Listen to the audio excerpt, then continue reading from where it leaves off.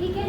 हम लोग आपके घरों तक, क्योंकि आप लोग होम बेस वाले, होम बेस का मतलब घर में जा करके हम लोग आप लोगों को अपनी सेवाएं दे रहे हैं यहाँ पर, है ना।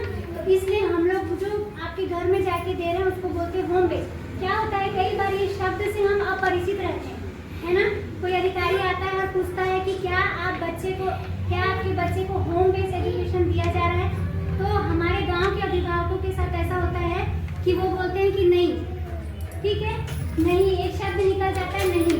तो होम बेस का मतलब होता है कि हम लोग आपके घर तक आ रहे हैं, किस लिए आ रहे हैं, क्यों आ रहे हैं, वो सारी जानकारी आपको जो भी आपसे पूछेगा इस बारे में उसको बताना है, ठीक है। तो ग्रह आधारित बोल सकता है कोई भी, या फिर क्या बोलेगा, होम बेस एजुकेशन, है ना। घर में आकर के बच्चे को, मान लो कोई बच्चा लैट्रिन बाथरूम नहीं कर पा रहा है, तो कैसे करेंगे, उसको स्कूल में सिखा सकते हैं क्या? नहीं। सिखाया जा सकता है क्या? नहीं। उसके लिए क्या करते हैं हम लोग, बच्चे के घर में जाते हैं। क्या हम लोग 12 बजे बच्चे के घर में जाना है? 12 बजे कौन लैट्रिन बाथरूम जाता है? हम लोग कोई 12 बजे जाते हैं क्या? नहीं जाते ना। तो हम लोगों का क्या समय है जाने का? सुबह के समय ना।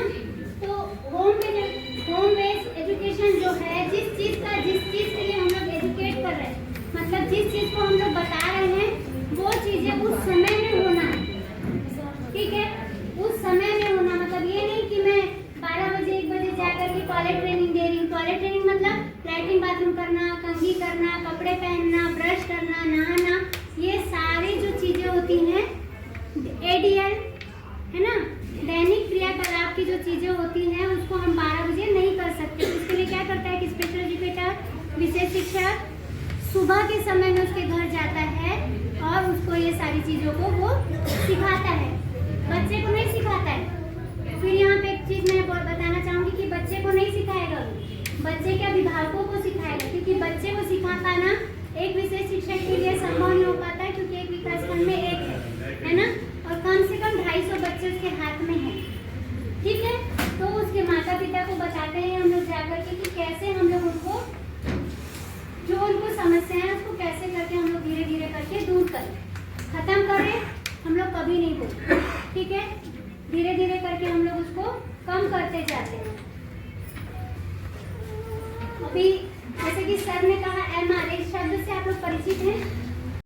कि हमें तो पता नहीं विज्ञान प्रमाण पत्र कैसे बनाना है, जरूरी दस्तावेज है, उसकी प्रक्रिया आपको लोगों को बताता हूँ कि एक हमारा विभाग आंकलन शिविर की व्यवस्था करता है आपके गांव में या आपके पंचायत पे तो नहीं होता है, ब्लॉक पे होता है, ठीक है। और ये भी क्या करता है, ब्लॉक पे आंकलन शिविर की व्यवस्था करता है, मतलब डॉक्टर जो होते हैं वो आपके घर आते हैं, आपका जो भी ब्लॉक है वहां आते हैं और ब्लॉक मुख्यालय में बनता है। बहुत से बच्चों का प्रमाण पत्र ब्लॉक मुख्यालय में बना है। क्या क्या चीजें जरूरत रहती है, आप वहां पे सिर्फ जाइए, बच्चे का आधार कार्ड लेकर के, ठीक है, 4-5 आधार कार्ड रख लो और राशन कार्ड की फोटोकॉपी रख लो और निवास प्रमाण पत्र रख लो, ठीक।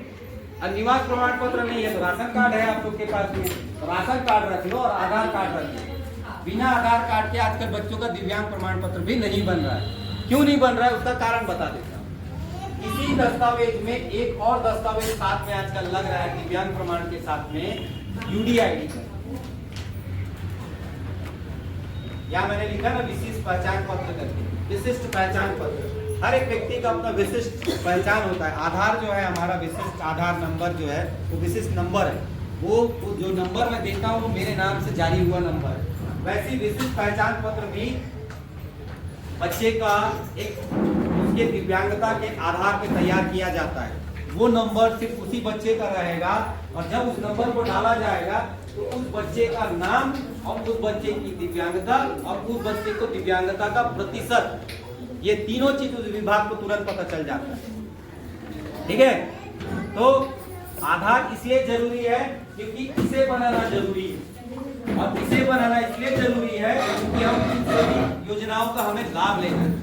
अगर हम ये सब योजना का लाभ लेना चाहते हैं तो दिव्यांग प्रमाण पत्र बनाइए, दिव्यांग प्रमाण पत्र के बाद विशिष्ट पहचान पत्र बनाइए और आप 40% आ गया तो किसी भी योजना का आप लाभ ले लीजिए, ठीक। अभी तो बच्चे छोटे हैं आप लोगों के, जब आपके बच्चे बड़े हो जाएंगे और शासकीय नौकरी के लिए आप तलाश करेंगे, एक सामान्य वर्ग वालों को कितना परसेंट का आरक्षण है बताइए, हाथ उठा के कितने लोगों को मालूम है सामान्य लोगों को आरक्षण कितना है? सर आप सामान्य लोगों को आरक्षण नहीं मिलता, ठीक है। लेकिन अगर कोई बच्चा सामान्य वर्ग से आता है और वो दिव्यांग है तो उसे 3% का आरक्षण मिलेगा उसकी दिव्यांगता के अनुरूप। अब उसको उस आरक्षण को लेना है तो उसके लिए क्या जरूरी है? दस्तावेज, दिव्यांग प्रमाण पत्र और विशिष्ट पहचान पत्र। उसके पास में जरूरी क्वालिफिकेशन है, वो 10वीं पास है। अगर वो मान लो एक चपरासी के लिए भरने जा रहा है तो 8वीं पास मांगेगा, 8वीं पास का प्रमाण पत्र है, 10वीं पास का प्रमाण पत्र है, लेकिन ये 2 प्रमाण पत्र उसके पास नहीं है तो उसे आरक्षण नहीं मिलेगा। यहाँ पे मतलब जो 3% आरक्षण जो मिलता है इन्हें, उस पे जाति बंधन नहीं होता। वो क्या नहीं होता है? जाति बंधन नहीं होता है, वो जाति बंधन से अलग होता है। अगर कोई जाति में है, कोई अनुसूचित जनजाति वाला है, उसे अनुसूचित जनजाति का भी लाभ मिलेगा और जब वो फाइट करेगा तो इस 3% का भी लाभ उसे मिलेगा, तो उसका परसेंटेज बढ़ जाएगा और उसके चांसेस और बढ़ जाएंगे सिलेक्शन होने के। ठीक, तो ये दोनों दस्तावेज हमेशा अपडेट रहने चाहिए। पता चल रहा है उसका ये खत्म हो गया है, फिर भी हम चला रहे हैं। 5 साल का समय लिखा था उसमें, 5 साल खत्म हो गया, फिर भी इसको बनवा नहीं रहे हैं। उस ओरिजिनल वाला जो हमारे पास घर में रखा है उसको लेके जाओ डॉक्टर पास, दोबारा देखेगा वो फिर से नया परसेंटेज डाल देगा, फिर नया मिल जाएगा, ये फिर बदल जाएगा। ठीक, ये बदलता रहता है ये बार बार। तो ये हो गया। आप लोगों ने क्या क्या समझा? कौन कौन सा? पहले राशि, फिर आप लोगों को दस्तावेज बनाने के लिए आंदोलन शिविर। ठीक, नौकरी नहीं मिला, कितने लोग यहाँ ऐसे जो नौकरी नहीं करते हैं? बहुत सारे लोग होंगे। तो क्या करते हैं वो लोग? खेती किसानी करते हैं और कई लोग दुकान चलाते हैं। अब दुकान चलाने के लिए हमारे पास क्या नहीं है? पैसा नहीं है। तब क्या करेंगे हम लोग बताइए? तब क्या करेंगे? हमारे पास नौकरी नहीं मिली और पैसा भी नहीं है, तो दुकान कैसे खोलेंगे? तब शासन क्या करती है? दिव्यांग बच्चों को या दिव्यांग जो व्यक्ति होते हैं उनको शासन क्या बोलते हैं? अनुदान देती है। जैसे आप लोग लोन बोलते हैं ना, वो लोन भी मिल जाता है जनपद पंचायत के जो अधिकारी कर्मचारी रहते हैं उनके पास जाने से। अगर ऐसे लोग मिल करके एक अपना खुद का समूह बना ले तो वो समूह चलाने के लिए राशि प्रदान करती है। अगर मान लो कोई सुनता नहीं है, नहीं सुनते, हाथ पर अच्छे हैं ना, उसके हाथ पर अच्छे हैं तो काम कर सकता है, काम कर सकता है। उसको पैसे की आवश्यकता थी, 4-5 लोग मिले, एक काम बोले, शासन ने उनको प्रशिक्षण दिया, प्रशिक्षण देने के बाद में उनको पैसा दे दिया कि आप लोग चला, और उसमें कम से कम 25% की सब्सिडी देती है। मतलब अगर जो ब्याज का पैसा आता है ना, ब्याज माफ होता है, सिर्फ मूलधन उनको पटाना होता है। सहायक सामग्री आपकी कुछ भी हो सकती है। आप जितना सहायक सामग्री की मांग आपके जीवन में है, कान की मशीन, चलने के लिए बैसाखी, व्हील चेयर, ट्राईसाइकिल, अगर कोई बच्चा बड़ा है जिसके हाथ अच्छे हैं और दिमाग स्थिर है, ऐसे बच्चे लोगों के लिए स्कूटर तक की मांग कर सकते हैं। आजकल आप लोग देख रहे होंगे सोलर से चलने वाला ट्राईसाइकिल आ रहा है, ठीक, जिसमें हाथ से नहीं चलाना पड़ता है, उसे बैटरी से वो संचालित होता है। तो ऐसे बच्चों के लिए, जैसे मान लो कोई बच्चा 9वीं में चला गया, 10वीं में चला गया, स्कूल दूर है उसका, तो आप इस विभाग से मांग कर सकते हैं। विभाग ये है ना, इस विभाग से नहीं मांगेंगे, इस विभाग के पास नहीं है। इस विभाग के पास है, समाज कल्याण विभाग के पास में है, सोलर से चलने वाली ट्राईसाइकिल 80% दिव्यांग बच्चों को प्रदान की जाती है। अच्छा ये बताओ, कितने लोगों को पेंशन मिल रहा है? बच्चे लोगों को कितने लोग हैं? हाथ उठाओ पेंशन वाले। वो 1 जन को मिल रहा है पेंशन, ये तो 2 जन को मिल रहा है पेंशन। और क्यों नहीं मिल रहा है पेंशन भाई? हिंदी समझ में आ रहा है कि नहीं आ रहा है? नहीं तो मैं भतरी के लिए बुलाता हूँ। आ रहे, अब बेटा यहाँ खड़े हो, आजा। आ रहा है ना? नहीं तो मेरे पास में इंटरप्रीटर रखा हूँ भाई भत्री बोलने के लिए, हल्की बोलेगा ये, मैं हिंदी बोलता जाऊंगा, ये भत्री बोलता जाएगा, ठीक है? पेंशन मिले से टाटा मिले से पेंशन मिल से हैं?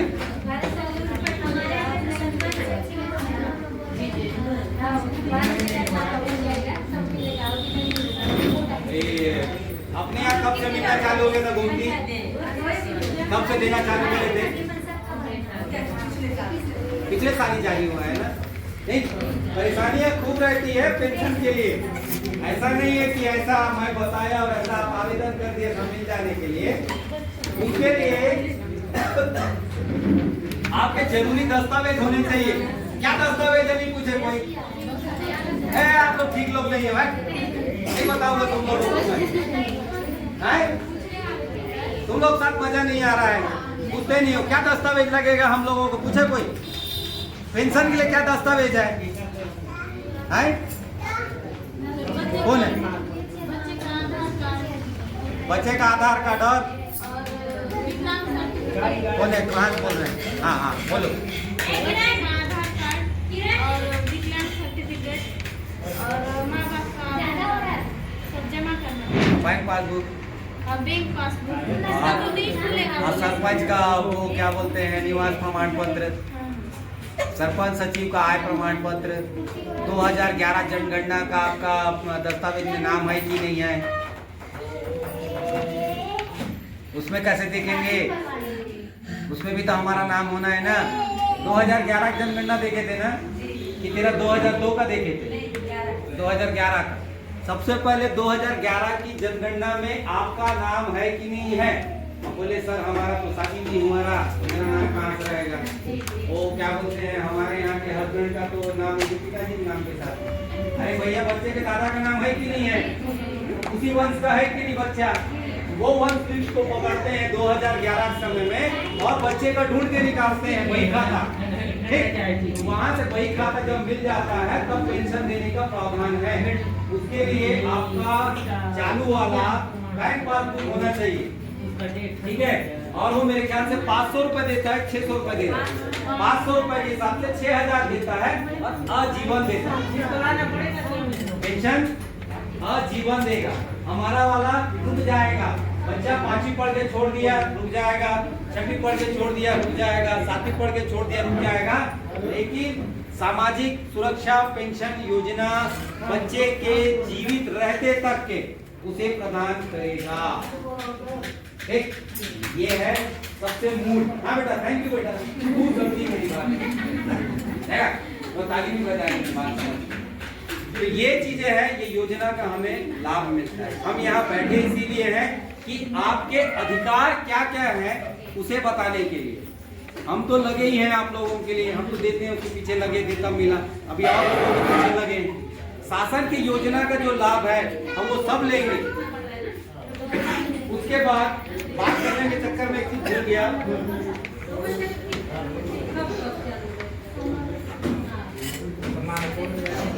एक और है,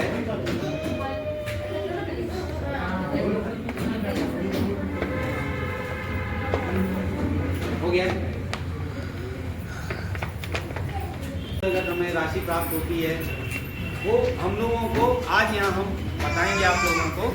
वो आप अपने पास में रखिए। अगर वो राशि आपको नहीं मिल रही तो उसका कारण क्या है, क्यों आपको राशि नहीं मिल रही, वो सवाल भी आप ही को करना है, तभी आपके बच्चे का अधिकार आपको मिलेगा। अधिकार मांगने से मिलता है, ऐसी कोई नहीं देता है ना। सबसे पहले देखिए, मैंने यहाँ कुछ चीजें लिख के पहले से रख दी है कि भूल जाते हैं हम कई चीजें। सबसे पहले आता हमारी योजनाएं, ठीक?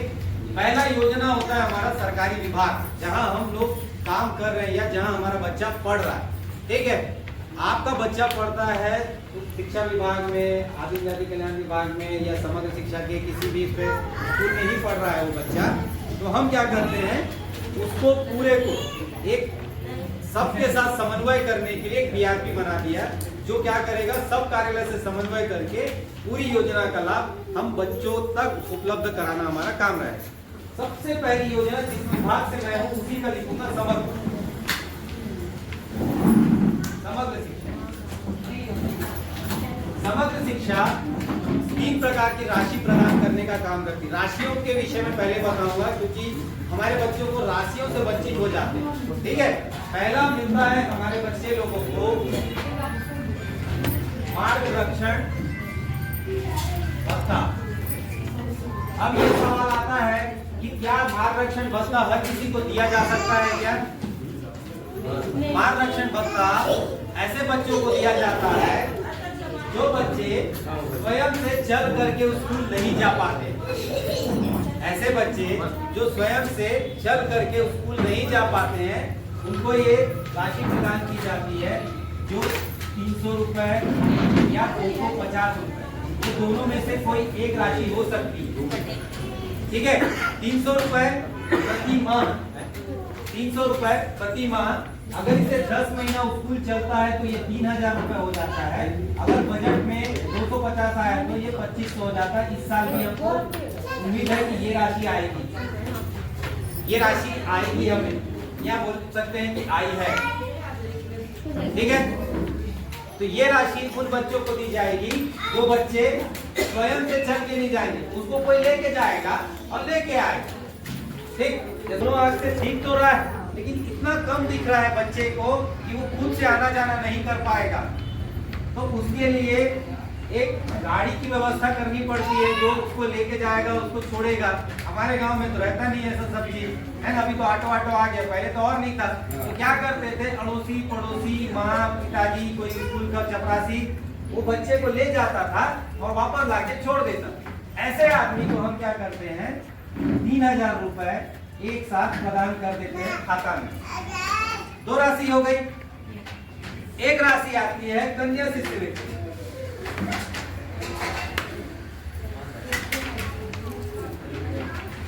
या बोल सकते हैं और अच्छे भाषा में कहेंगे इसे तो कन्या प्रोत्साहन राशि।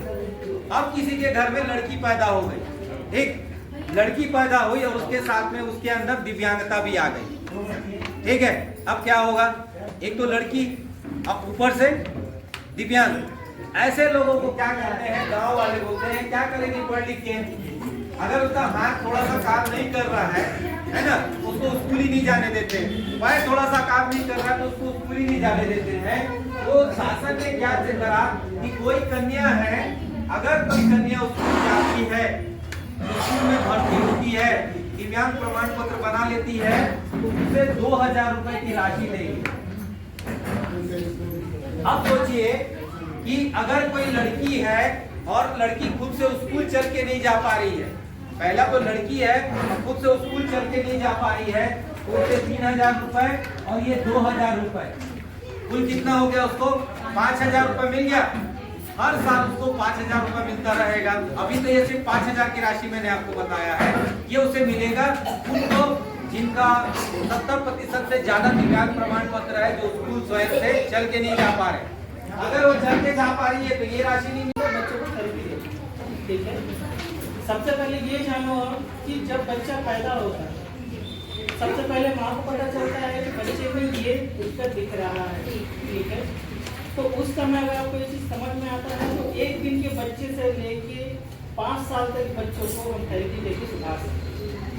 ठीक है, अगर बच्चा 1 महीना हो गया आपको समझ में आ रहा है तो आप लेके आइए। एक्सरसाइज के थ्रू बच्चों को ठीक किया जा सकता है, इतना काबिल बना सकते हैं कि वो अपना डेली रूटीन का काम, चलना बैठना उठना, ये सब काम वो कर सके। हमारे संसाधन केंद्र में रिजल्ट भी है कि नहीं? तो बच्चों को जितना आप एक्सरसाइज कसरत कराओगे, जितना व्यायाम कराओगे, उतना ज़्यादा उससे आपको रिजल्ट मिलेगा। आप ये सोचोगे नहीं मेरा बच्चा दिव्यांग है, अब तो ये ऐसे ही रहेगा जीवन भर, इसके साथ कुछ नहीं हो सकता, तो आप कुछ नहीं कर पाएंगे। उसको जितना कसरत कराओगे वो उतना जल्दी ठीक होगा। और सबसे ज़्यादा जरूरी समय होता है 1 महीने से लेके 5 साल तक।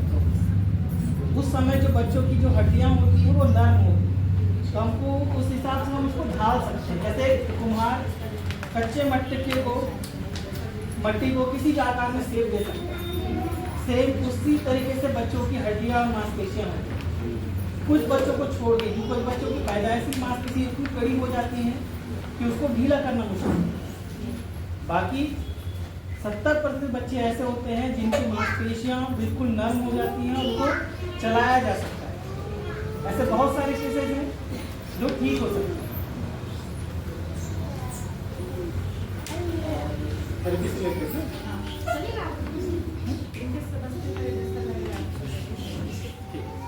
अब थेरेपी में अलग अलग प्रकार के कसरत होते हैं, जिसके लिए मैं कसरत एक बच्चे को लेकर मैं सिखाऊंगा आप लोगों को। जैसे आपके बच्चे में जो भी ऐसा लग रहा है कि इसकी कमर में ताकत नहीं है, वो कसरत कराओ। जिसके हाथ में ताकत नहीं है, उसको वो वाली कसरत कराओ। तो मैं पूरे कसरत में यहाँ सिखा दूंगा। आप अगर रेगुलर नहीं ला सकते हमारे पास संसाधन के, तो आप घर पे करो। जितना कराओगे उतना अच्छा है। 15 दिन में, महीने भर में एक बार लेके आओ। कुछ समस्या आ रही है बच्चों की थेरेपी पे, वैसे पूछो, मैं आपको पूरा सिखाऊंगा। ठीक है? और ऐसा नहीं कि 5 साल का हो गया है अब हमारा बच्चा, अब इसके बाद कोई मतलब नहीं है ले जाने से, ऐसा कुछ नहीं है।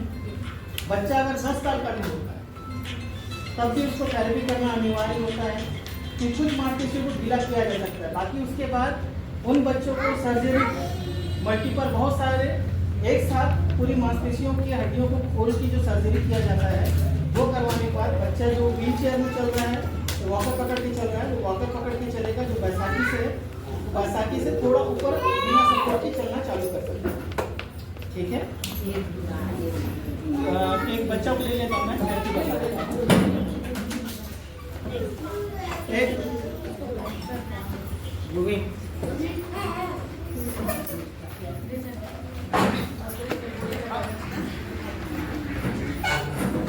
मैं कसरत सिखा रहा हूँ, आप लोग देखते जाओ। जिन बच्चों को ऐसा समस्या है, जिनके पैर टाइट हैं, बच्चा बैठ नहीं पा रहा है,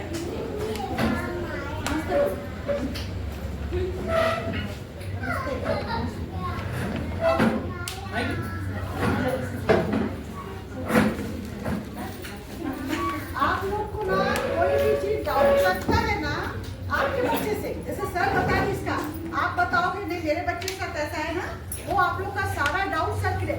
डरिएगा मत, आपको ऐसा लगेगा नहीं मैं गलत नहीं पूछा, तो मत सोचिए। आप लोग सारा परेशानी पूछिए, उसका समस्या का समाधान निकालेंगे, है ना। हेलो हेलो कर दे बेटा, हेलो हेलो कर दे, उधर नमस्ते बोल दे, सबको नमस्ते, सबको नमस्ते बोल दे। नमस्ते। उधर देख, उधर देख, उधर देख, सबको नमस्ते बोल दे। ठीक है? कौन मारा? कहाँ है निशा?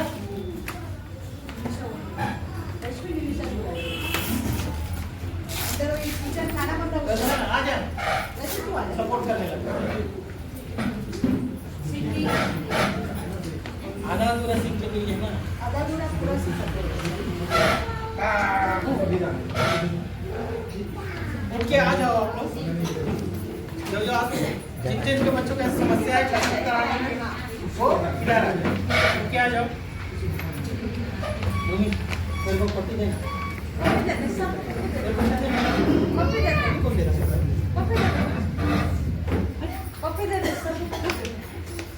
देख, वहाँ नहीं पकड़ना बच्चे को, यहाँ पकड़ो, घबराना नहीं। खाना खाइए ना। और किसको देखना है? सामने इधर आपको ऐसे सब आ जाओ।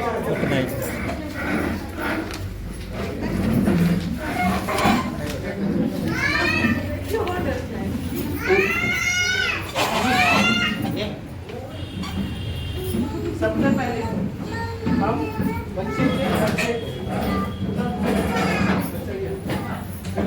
तो अगर 40% से ज्यादा दिव्यांग प्रमाण पत्र आप जमा करते हैं तो आपको वो 1500 रुपए की राशि देता है। 1500 रुपए कक्षा पहली से 5वीं तक की। कितना राशि देगा? 1500 रुपए। लेकिन जैसे ही बच्चा 6वीं में जाता है तो राशि को बढ़ा के 1700 कर देता है और ये हो जाता है 6 से 8, 6वीं से 8वीं तक के।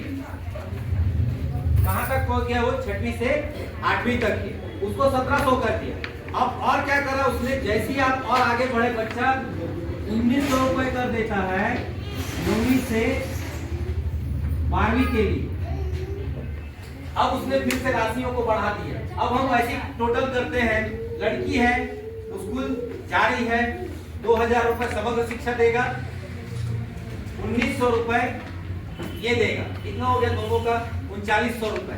लड़की देख नहीं पा रही है, 1900 रुपए, 3000 रुपए, ठीक, और ये 2000, 3 और 2 5, 6900। लड़की है, देखने में परेशानी हो रही है, दिख रहा है, चल के धीरे धीरे जा भी रही है, लेकिन थोड़ा थोड़ा 70% उसको आंख से नहीं दिख रहा है, सिर्फ 30% दिख रहा है, तो भी उसको ये राशि मिलती है। ये राशियां बजट पे आधारित होती है और ये राशि मिलती है उसके 40% 50% होने के कारण। ये बजट पे है, जब बजट पे जाएगा तो ये पैसा आएगा, ये बजट पे नहीं जाएगा तो ये पैसा नहीं आएगा। हर साल बजट भेजते हैं, हर साल पैसा मांगते हैं, ठीक, उसके लिए हमको जरूरी दस्तावेज लगते हैं। वो जरूरी दस्तावेज जब जमा हो जाता है तो हम भेजते हैं, तो वो अगले साल हमको मिलता है, ठीक है। आज मैं जमा किया तो कल पैसा आ जाएगा, ऐसा नहीं है। यहाँ से दिल्ली दूर है ना, तो दिल्ली जाता है हर चीज, तो दिल्ली से लाना पड़ता है। तो ये राशियों को हमको लाने के लिए एक साल पहले हम काम चालू करते हैं। पहली में आएगा तो दूसरी से चालू होगा, दूसरी में मिलना चालू होगा, तीसरी सब चालू करेंगे, उसके लिए एक साल बाद चालू कर देते हैं। ये राशियां समझ में आ गई। अब दोनों विभाग आपको और क्या क्या चीजें देता है? सहायक सामग्री। ये दोनों विभाग मिलकर के सहायक सामग्री, किसी बच्चे को व्हीलचेयर चाहिए है, ठीक है, तो भी कौन विभाग देगा? ये दोनों विभाग मिलकर देंगे। इसके पास सामान होगा तो ये देगा, इसके पास सामान होगा तो ये देगा, दोनों मिल करके इनके लिए काम करेंगे, क्योंकि दोनों विभाग काम करता है, दोनों एक साथ काम करना चालू कर देंगे। आपका अब बात आती है कि लड़कियां 12वीं पास हो गई, मैं आउट ऑफ द वे जा रहा हूँ, स्कूल से हट के समाज कल्याण के अंदर जा रहा हूँ। यहाँ इसके लड़की 12वीं पास हो गई, ठीक, एक ना एक दिन शादी होगी, सबकी शादी हुई है, ठीक, उनकी भी शादी होगी।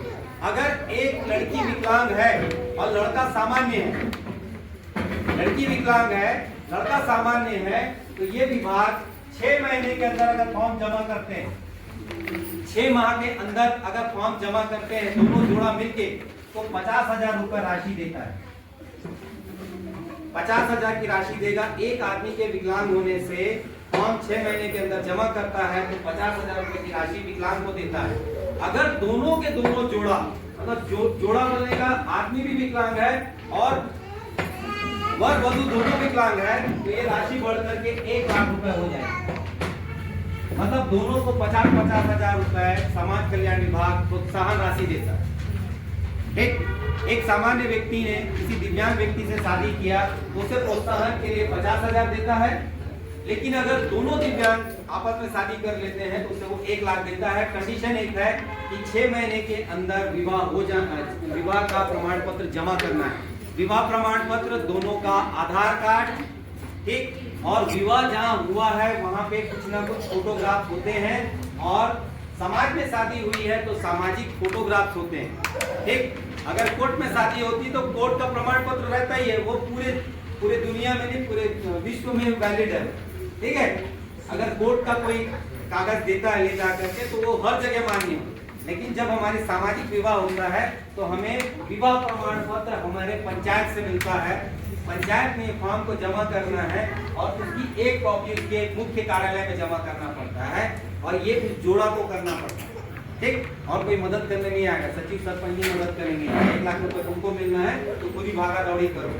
लेकिन ये 12वीं के बाद जब बच्चा 18 का, लड़की 18 की हो जाएगी, लड़का 21 का हो जाएगा, अगर 21 साल से पहले शादी कर लिए तो पैसा नहीं मिलेगा, उल्टा जेल मिल जाएगा, है ना, उससे शादी मत करो, ठीक। 21 साल से पहले अगर कोई भी शादी कर लिया लड़का तो जेल जाएगा, उसको 50,000 की दूर की बात है। ये हो गया हमारा, इतनी योजना का हमें लाभ मिल गया, मिला। अब बात आती है कि हमें और कहां से क्या क्या लाभ प्राप्त हो सकते हैं। तो उसके लिए हमें क्या करना पड़ेगा? कुछ जरूरी दस्तावेजों की आवश्यकता पड़ेगी, ठीक है। पहला जरूरी दस्तावेज क्या है? सबसे पहले चीज आज के समय का सबसे जरूरी दस्तावेज है आधार। हर एक बच्चे का आधार कार्ड होना चाहिए और सही आधार कार्ड बनाया करो। आप लोग जन्म तिथि कुछ और डाल देते हो, अपने इसमें सरनेम लिखते हो, बच्चे के इसमें सरनेम नहीं लिखते हो, उपनाम नहीं लिखते हो। बच्चे का नाम मनीष है, अपना नाम अजय कुमार पटेल लिखा लेते हो और बच्चे का पटेल गोल कर देते हो। इसलिए आधार भी पूरा बनवाइए। अगर आपके पीछे में सरनेम है, कश्यप है, बघेल है, पटेल है, ठीक है, नायडू है, ठीक, तो वो जरूर लगवाइए बच्चे के पीछे में। दोनों का दस्तावेज मिलान होना चाहिए। दूसरा जरूरी दस्तावेज क्या है हमारे लिए? दिव्यांग प्रमाण पत्र। कितने लोगों के पास दिव्यांग प्रमाण पत्र नहीं है बताइए? दिव्यांग प्रमाण पत्र, इसका दिव्यांग प्रमाण पत्र नहीं बनना है, क्यों नहीं बनना है?